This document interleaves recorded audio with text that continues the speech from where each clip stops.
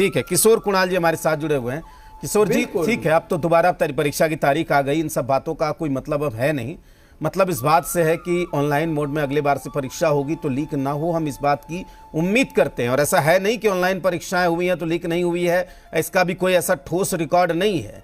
दूसरी बात यह है कि जो 23 लाख बच्चे प्रभावित हैं, कहीं ना कहीं उनकी जो सेंसिटिविटी है, जो गंभीरता है, इसको भी समझना चाहिए परीक्षा आयोजित कराने वाली एजेंसी को। किशोर जी।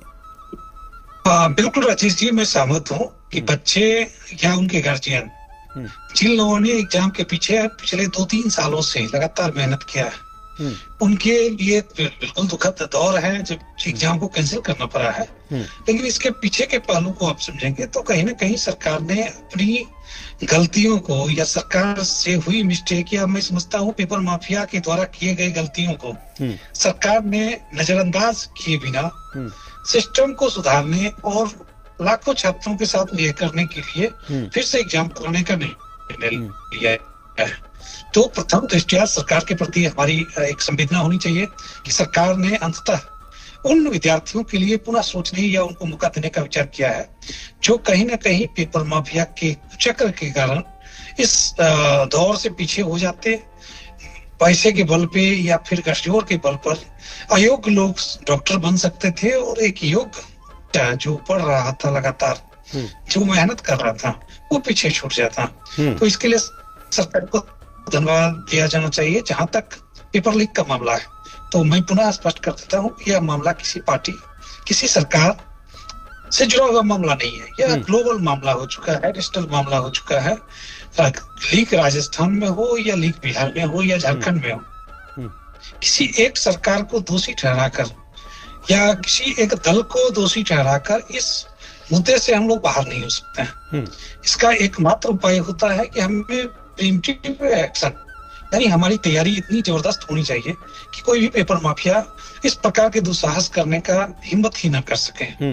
और आपने देखा होगा कि बिहार सरकार लगातार इस दिशा में काम करती रही है।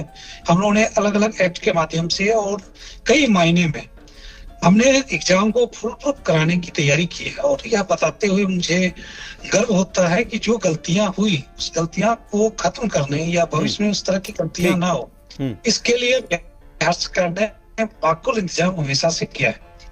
ठीक। पेपर लीक कांग्रेस के साथी हमारे बहुत बोल रहे थे, नदीम साहब विद्वान आदमी हैं, वो राजस्थान की बात कर रहे थे। मैं उसी राजस्थान की बात कर सकता हूँ जहाँ पे गहलोत सरकार में भी पेपर लीक हुआ था। बिल्कुल बिल्कुल पूरा का पूरा एग्जाम कैंसिल करना। और ये तार भी तो केरल से भी जुड़े हैं, बिहार से भी जुड़े हैं। ऐसा नहीं है कि केवल राजस्थान को भी हम कह दें कि बात ये झारखंड में लगातार शासन कर रहे हैं पिछले कई वर्षों से। बिहार में 2 लगातार पेपर लीक का एपी सेंटर झारखंड रहा था। 2024 के मामला भी झारखंड बिहार का कनेक्शन था। बिल्कुल सही कह रहे हैं किशोर जी। और उत्तराखंड में इन्हें तो एग्जाम एजेंसी को ही कैंसिल करना पड़ा था। हाँ, बिल्कुल सही बात है। तो ये जरूरत ये है ना कि छात्रों की जो परेशानी है उनको समझते हुए आप एक फुल प्रूफ मैकेनिज्म, मैं पहले दिन से कह रहा हूँ कि एक फुल प्रूफ मैकेनिज्म तैयार करने की जरूरत है, बयानबाजी से बचने की जरूरत है। ठीक है। और जो लोग इसमें दोषी पाए जा रहे हैं या जिनपे उनपे कड़ी से कड़ी कार्रवाई, मैं समझता हूँ एक मैसेज भी, ताकि एक मैसेज भी जाए। ठीक है किशोर जी। ठीक है, अरुण जी कुछ कहना चाह रहे हैं। अरुण जी।